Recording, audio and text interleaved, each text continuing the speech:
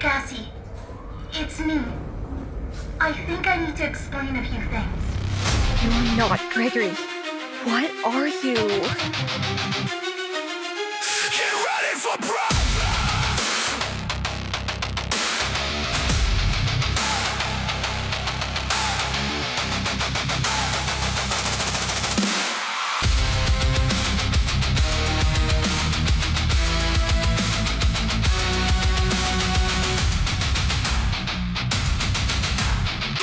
Get ready for problems!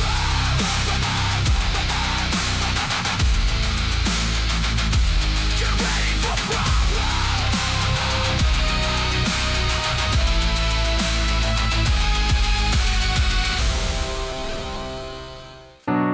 Welcome back, everyone. I'm Bon Jonesy, and it seems you've all missed something important in Ruin, so it's up to me to prove it. In this series of mine, spanning 10 episodes each, I'll not just reveal some interesting things in Ruin, but I'll prove its validity.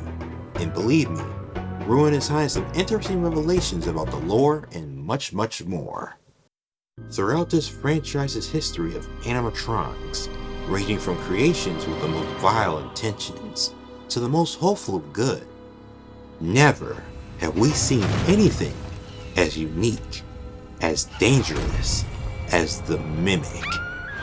A copycat extraordinaire, a shapeshifting master, an unrelenting murder machine, with a body count that might have reached William Afton's and surpassed it.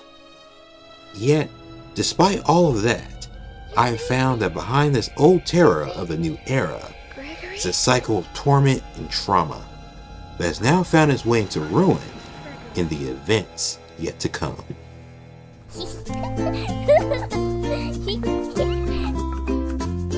Of all the things Ruin revealed to us during the set course of its story, the introduction of the Mimic is, if not the most shocking thing, then undoubtedly the second.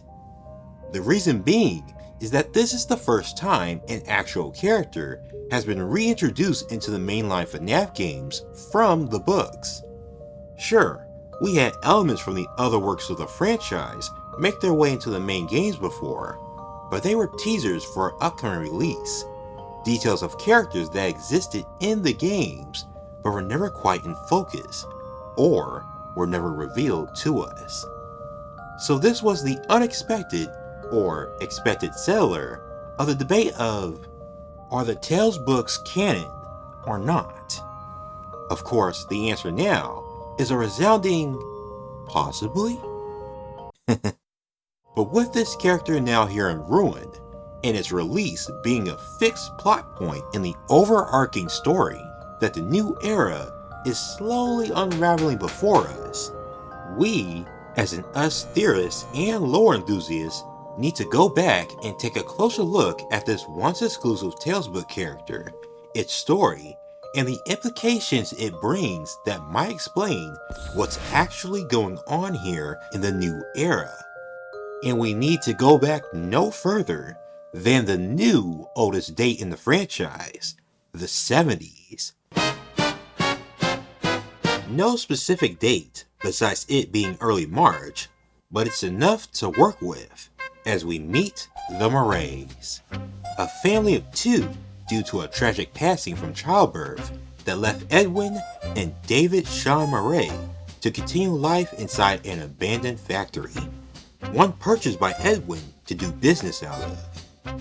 For you see, Edwin was an inventor, a man of vision, who dreamed of creating useful machines to replace the everyday, mundane tasks, like vacuuming. And so with that invention, he got his foot in the door of business and profits.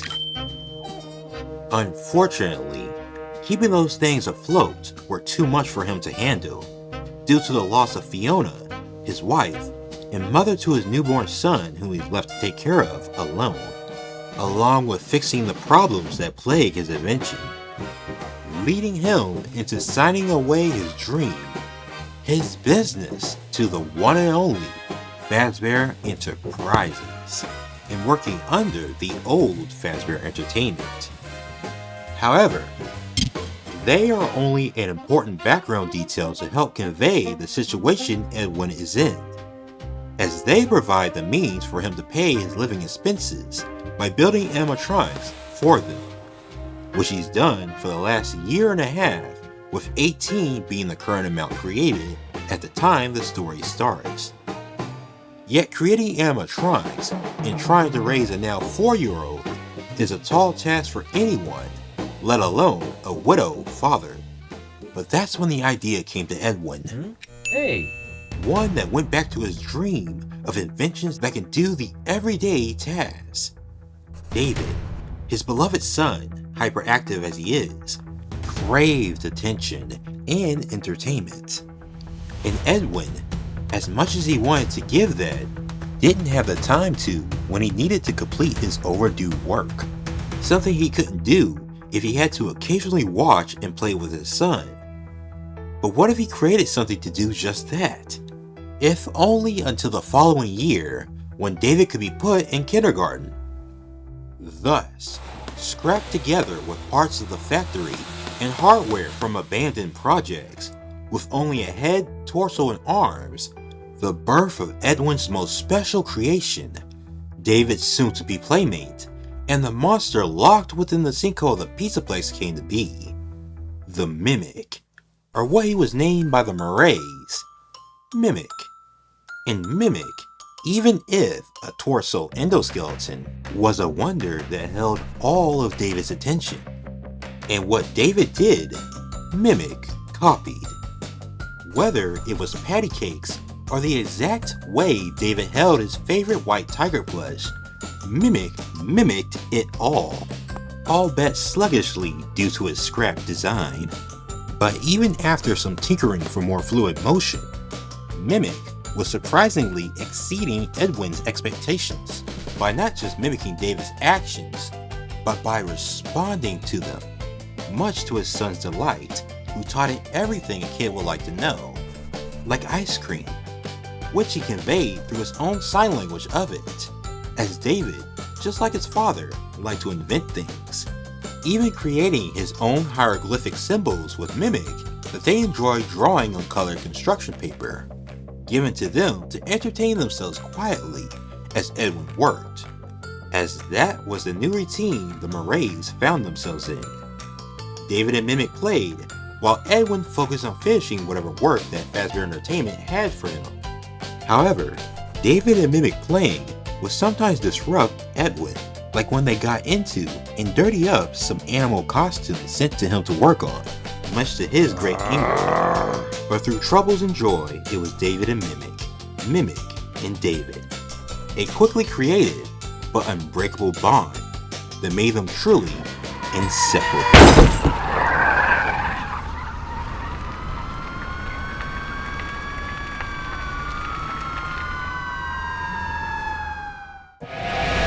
In cruelest hindsight, it was all so preventable. A simple no, stay inside, or wait for me to get ready before you go outside could have... You see, there wasn't much land to the old factory. It sat at the edge of a 4-lane highway and had a gravel lot that Edwin and David either sat or played catch in. In the days leading up to it, rain was a persistent presence, making David restless for being cooped up inside every day, and leading to more interruptions for Edwin. Which is why the night before, Edwin updated Mimic's program, Mimic 1, to help Mimic understand more complex tasks and move fluidly enough to drag itself around instead of having to be carried. All to entertain David more.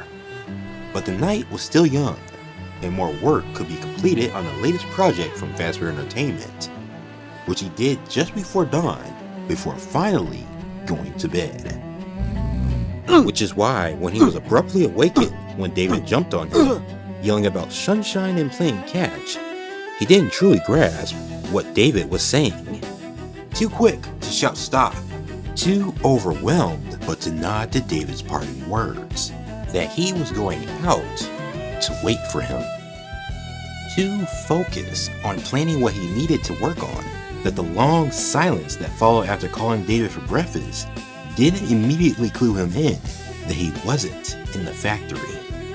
Stu adjusted to the new family routine that he assumed that Mimic was entertaining David at first, only to see that Mimic was still on his work table from last night. Seconds, minutes, precious time all wasted before he noticed the factory's main doors were open, David! and his calls for David David! quickly became desperate yells as he ran towards them, only to be greeted with the morning sun. And David, his dearest son, his legacy, the living memory of Fiona, chasing his red ball onto the traffic lane and a white van closing in.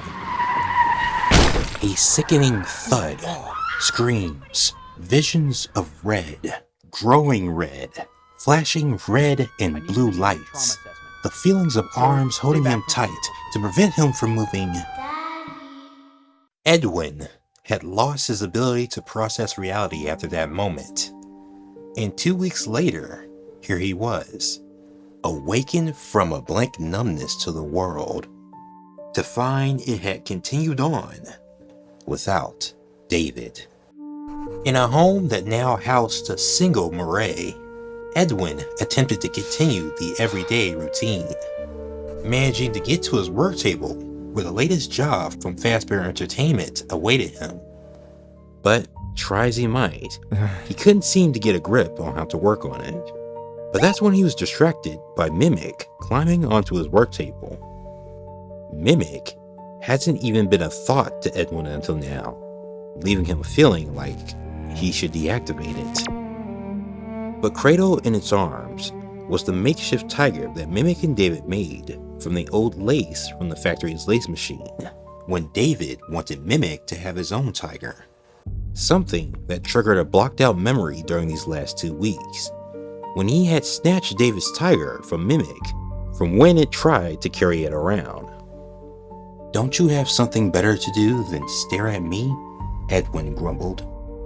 In response, Mimic set down his tiger and used David's sign language to say, "Ice cream." Seeing Mimic mimic David, telling him that, as David often did, before they eventually went to the parlor to get his favorite chocolate chip, made Edwin snap and be consumed by a rage unlike any fury he had ever known, driving him to grasp for a metal rod and beat Mimic. Howling with spittle and frothing at the mouth like a wild animal, Edwin battered Mimic in an almost blinding rage, not because he hated Mimic, but because Edwin hated himself. Because he wanted to destroy himself, but he couldn't. So he took it out on Mimic. Because the pain was too much. And even when he realized what he was doing, he didn't care. He just needed something to take his wrath. And that's what Mimic did, through its metal body and into its system. But time carries on, and anger eventually expires, leaving Mimic laid out, damaged, but not completely destroyed, and Edwin with regret that brought tears that never seemed to end. But that's where Edwin's part of the story ended. As for Mimic, well, as a couple of Fazbear Entertainment workers found out after coming to the factory, sometime after Edwin's emotional breakdown, there'd be only a monster left in the old home of the Marrays.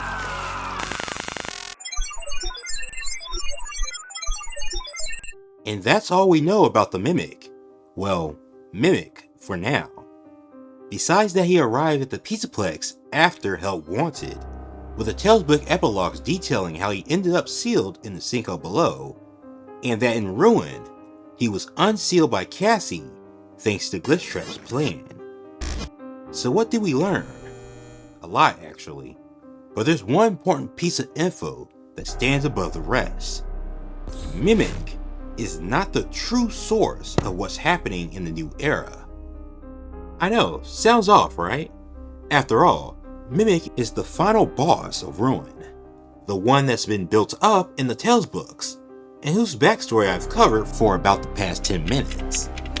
Yes, despite that, Mimic is not what Sky has been hinting at this whole time. No, it's something that's been popping up frequently again across the Tales books and the New Era games. A shared theme that comes back to one word: program. Something that has almost always been the problem. Mimic's tragic fall into a monster wasn't the worst case scenario for him.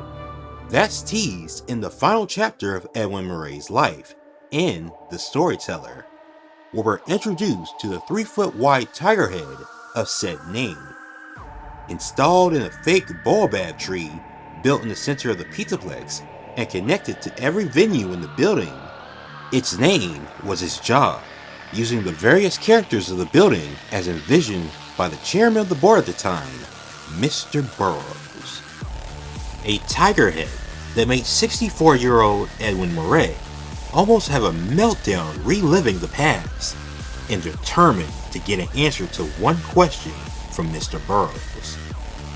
What program are you using to create the Storyteller's stories?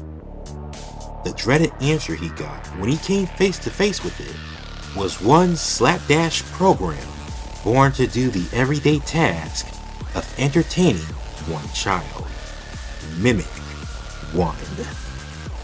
Edwin instantly knowing the tiger head had it, implying he encountered the head somewhere else before it came to the Pizzaplex aside, the program, after Edwin first witnessed how successful it was in Mimic back then, was something he once had ideas to use to get his company back, if it matured.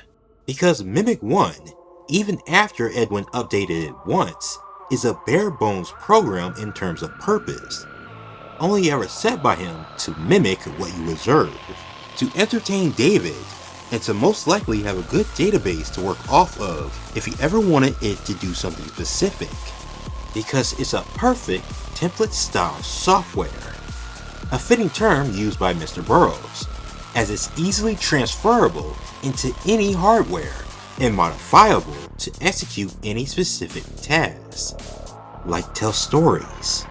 Except when Edwin wanted to create a program with a thinking mind that learned by mimicking, he unintentionally exceeded in it, and came close to doing something that only one person in this franchise has ever done, in a different continuity: create life. Different and more primitive than what Henry Emily managed to do in the Silver Eyes trilogy, Edwin Marray created artificial consciousness. Cogito ergo sum. I think, therefore I am. The signs are all there in the story, as Mimic acts and reacts in understanding, expressing even emotions like in the creation of his tiger, where Edwin was amazed and David beamed triumphantly. Mimic eyes lit up brighter than usual, in what can only be joy. Because a thinking mind that truly learns by mimicking what's observed is no different from observational learning that humans and animals do. In pursuit to create a robotic friend and a thinking mind to keep up with his child, Edwin programmed just that, an artificial mind of a child. This, everyone, is the problem. A child's development, even if a program, is shaped by its environment. Something I believe Edwin realized before he died by the hands of Mr. Burroughs, when he sealed him in the airtight interior of the Storyteller tree. As before Mr. Burroughs met the same fate by guilt and hubris, he saw that Edwin plastered colorful construction paper everywhere inside the room, full of markings similar to those his son and Mimic made on colored papers so long ago. But on the top of every single paper was the singular phrase, "I'm sorry," showing that Mimic's consciousness, Mimic 1, can be separated into another distinct entity apart from him, as Mimic was already sealed beneath the Pizzaplex when the events of the Storyteller happened, meaning Edwin was talking to a different entity that had his consciousness. One matured into the role of a storyteller, but remembered everything. Or else, Edwin wouldn't be trying to tell him, I'm sorry. So the worst scenario? His childlike consciousness being in a bad environment. Hello, can you hear me? To develop in a game that sought to recreate and make light of one man's terrible crimes. In dark shadow over the previous Fazbear Entertainment. There was a character That his program would mature into a virus, becoming an anomaly that should never have existed. Ladies and gentlemen, boys and girls, Glitchtrap is the worst case scenario. None of us are. It would go against our programming.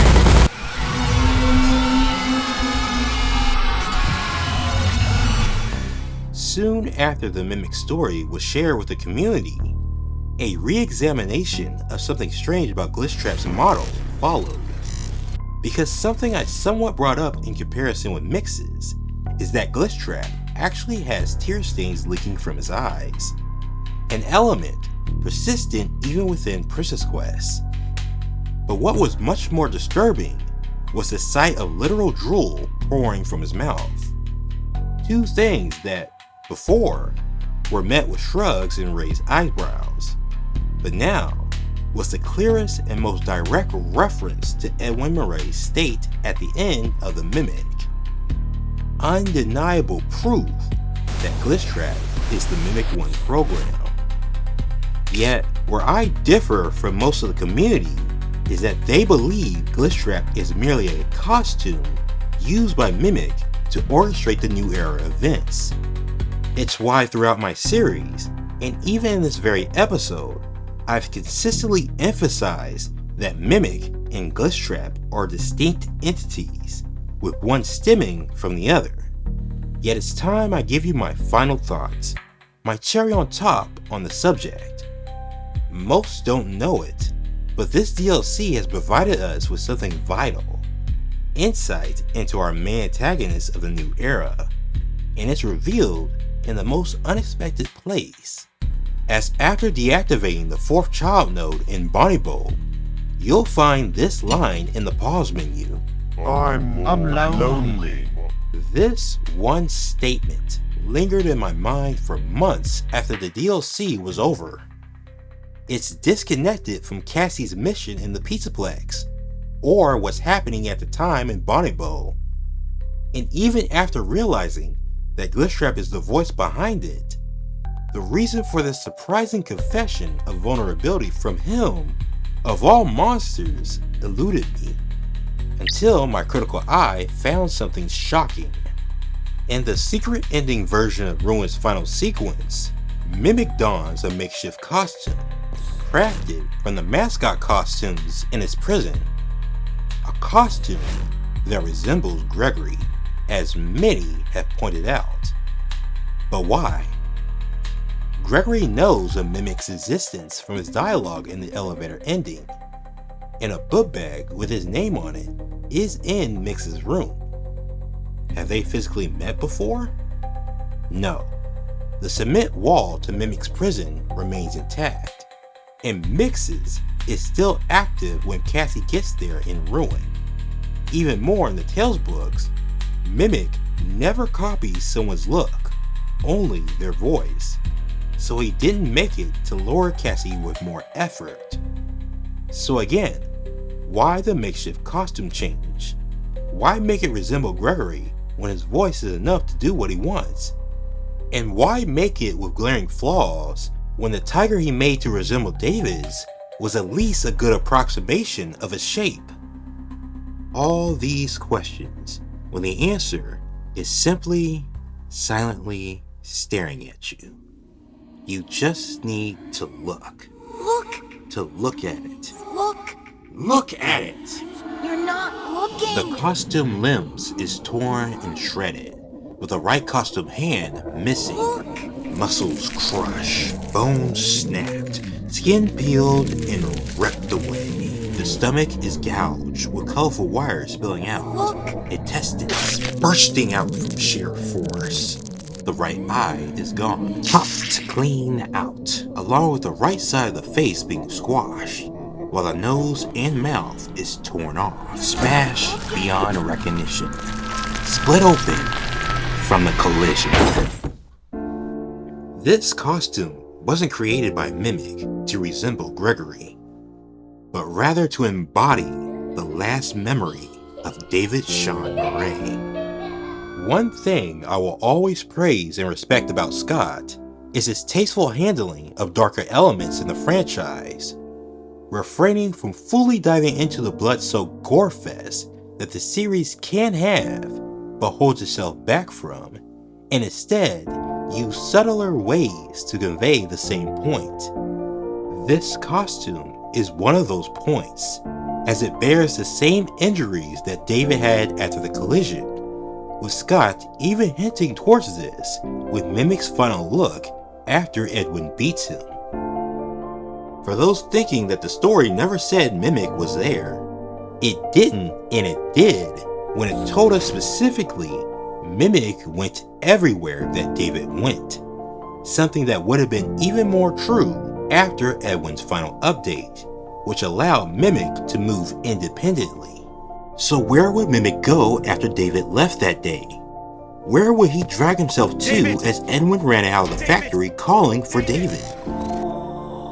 In neglecting David, Edwin overlooked the signs of life in Mimic, becoming a failure of a father twice. Because if Mimic can feel joy, he can feel the complete opposite.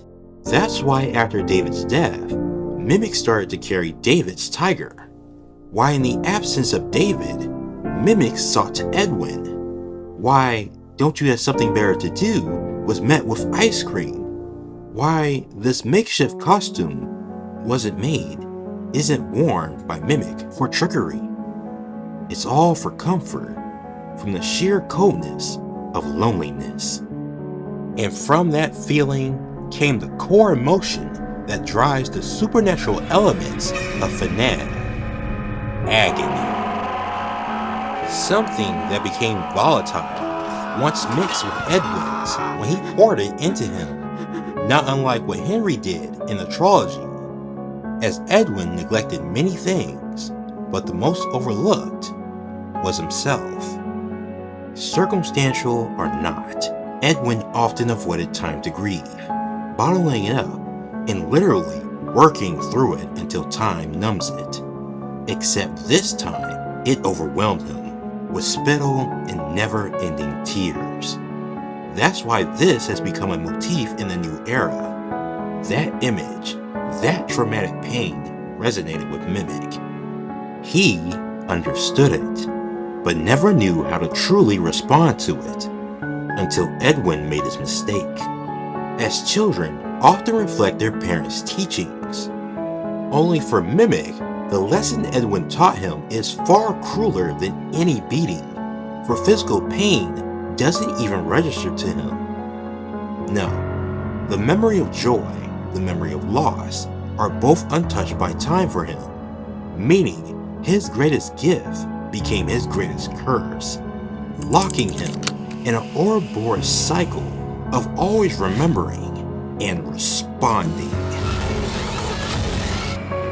I'm sorry. In another world, Edwin and Mimic could have shared a moment of grief and healing. But this is FNAF, meaning from tears and tragedy come blood and atrocities. From one man's anguish to a machine's, unintentionally, is a legacy of agony now spread across multiple entities. From the storyteller to Glitchtrap to Glam Rock Bonnie. As revealed last episode, Bonnie is a replica of Glitchtrap, meaning he also inherited the legacy, evident by a certain room down the old security area of Bonnie Bowl, where a lone chair faces a wall marked with tally scratches that continue into the AR world of Bonnie's green room. Here, Flesh babies, who can only be digital manifestations due to no evidence of how they escaped the room, appear, with each bearing a variation of the wounds seen on Mimic's costume, proving Bonnie has the legacy, and that the memory of David for Mimic is something akin to PTSD, which has now been inherited as generational trauma. Except Bonnie did something Mimic can never do: process it and find a remedy for it, as it might have been the underlying cause for his close friendship with Glamrock Freddy, as the cure for loneliness is companionship, something he learned from Glitchtrap, who's been artificially creating it with his replicas and followers, and reflected best in perhaps his true form in Princess Quest, a giant pile of separate entities fused together into a Glitchtrap amalgamation, all to starve that torturous feeling, until he found his cure in a certain boy named... It's Gregory! Gregory. Gregory? I'm Gregory. Way back when Scott used to post teaser images on his website, he used to add hidden conversations in the website's source code as a little prologue chapter taking place sometime before the upcoming game. It's how we knew that Baby was kicked out of Inners, resulting in Scrap Baby and Molten Freddy before Pizzeria Simulator. But for Security Breach, Glitchtrap and Vanny had a little chat. So, stay the course. I will. Focus on my voice. I will. Don't let anyone lead you astray. I won't. Have you selected one? I have. This last part of the conversation could have a variety of meanings, and most have been theorized by others. But I believe this conversation was actually about selecting a new host. That Vanny chose Gregory, a boy unknown to Freddy and has no record within the Pizzaplex database, despite being in the Pizzaplex already at the start of the game, whose circumstances before being chased by Vanny were always of interest to the FNAF community, something that grew in suspicion when we were introduced in the retro CDs to the mysterious Patient 46, someone who shared a revolving door of dying therapists with Vanessa and knew exactly why they were dying. A hacker who had ties to Glitchtrap, Vanny, and the Pizzaplex. Do you know a place called Freddy Fazbear's Mega Pizzaplex? I know you know it, because the technicians who work for Pizzaplex know you. Or rather, I guess it would be better to say that they think they do. They report that they've caught you on camera, or at least it appears to be you. Well, the techs are convinced that you've hacked into their system many times. Although, I'll admit I don't see any proof here. I saw in your file that you have developed software programs that talk to you in repeat phrases, right? The program asks you questions and prompts you for responses.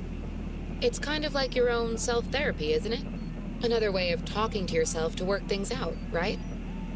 When I saw some of your recent encrypted conversation logs, that's what I thought I was looking at. It felt like I was watching someone go back and forth in their own head. But the techs found something that's different than that. When I read what they found, at first, I thought I was looking at more examples of you just talking with yourself. Then I realized it was different. When I study this, it sounds like there is someone else responding to you. Who is it? I have this still shot the techs pulled from the security footage that recorded you in the Pizzaplex. That's you, isn't it? And you're not alone here. You're talking to someone. Or something. It's hard to tell. What are those things? They almost look like rabbit ears. Someone who, in a story right before the storyteller, in the same book, was confirmed to be Gregory. Now I won't be diving deeply into him or GGY in this video, but rather highlight something about him in this story that's very important. As a classmate of his sought to write a story about GGY, the mysterious highest scorer of some of the Pizzaplex arcades for a school assignment, finding evidence that linked GGY, him, to hacking the animatronics. In the end, to cover it up, the infected Gregory rewrote some of it, weaving fictional nonsense amidst the factual truth. But what is nonsense in universe is a valuable illusion for us, as Gregory himself describes GGY as the wizard's most favored apprentice. Wizard brings to mind an elderly man of arcane knowledge. Wizard in slang can also refer to a genius, or shortened to whiz for someone who's a computer whiz. Apprentice, of course, is a trainee, a learner, a pupil. Interpreting this line with all this, and you get that Gregory is describing himself as a pupil of a genius old man of knowledge, which makes sense as someone had to teach the young boy how to code programs. I saw in your file that you have developed software programs. Leaving the second to last word here as the most important. Favored, preferred, handpicked, recommended, number one, selected of all the would-be followers. The context we were missing from Security Breach, which started a chain reaction that led to ruin, was that Glitchtrap's most favored follower was doing a job for him, whereas rabbits often live together in groups. When I first found you, you were nothing. You were small, pathetic. But now, you are more. Are you ready? The security nodes we encountered in Ruin disappeared once deactivated, except for the ones in Mix's room. They're shattered as if torn apart by brute force. In creating Mixes, the creator wasn't focused on a security breach by digital entities, but on a living physical threat, a hacker. Gregory didn't go down in Mix's room after Security Breach. He was down there before it. He was hacking the Pizzaplex network, breaching the security. But a misstep, one mistake, and Mixes was activated.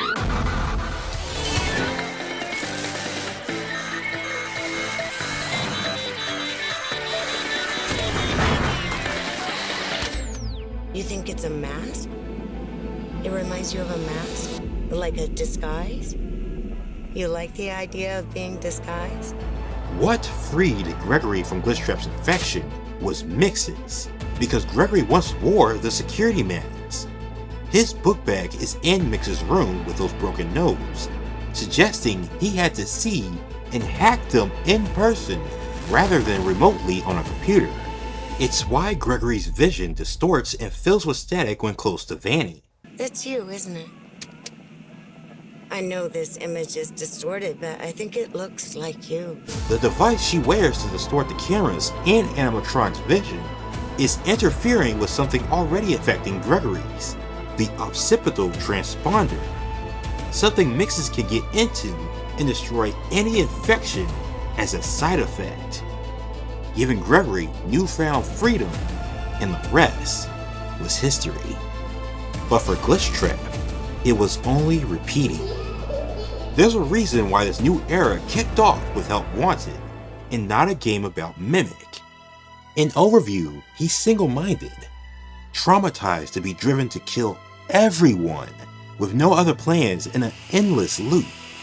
Which is why everything that's been occurring here in the new era, as far as the games go, comes back to one version of the Mimic 1 program.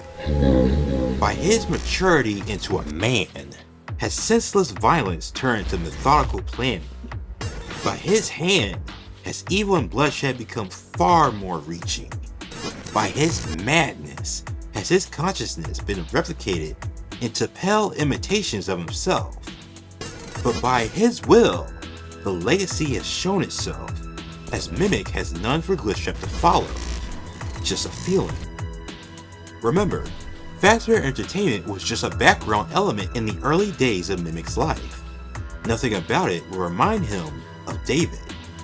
So Glitchtrap's drive to control it is by Afton's will. But Mimic's loneliness, however buried, but ever present in Glitchtrap, would have shown itself with his mentorship with Gregory, a boy who shares a resemblance with Crying Child. A boy, this video may convince you, shares a resemblance with David Marray, but in truth, it's the perfect approximation for both. A lookalike that can lure a copycat, a successor to David. But whether or not this rings true for Glitchtrap's predecessor remains to be seen in the official meeting between Gregory and Mimic. Because just as children and animatronics were the foundation for the old era, so too are they for the new era. Reversed, flipped, and with a twist, the friendship of David and Mimic serves as the foundation. His death is the unintended catalyst for both Mimic's murderous rampage and Glitchtrap's birth. And I believe what's going to make or break a good ending to this new era of FNAF is friendship. As the forging of it, the renewing of it, between two of our protagonists and their companions has what kept them safe so far. It might be what's going to put an end to this legacy of agony. I'm lonely. But only time will tell what the future holds for Mimic. Finally, just one more. Wait. 1, 2, 3, 4, 5, 6, 7, 8, 9, 10. Are you serious? I miscounted them? I even said in all the intros it was 10. Hopefully no one's gonna notice.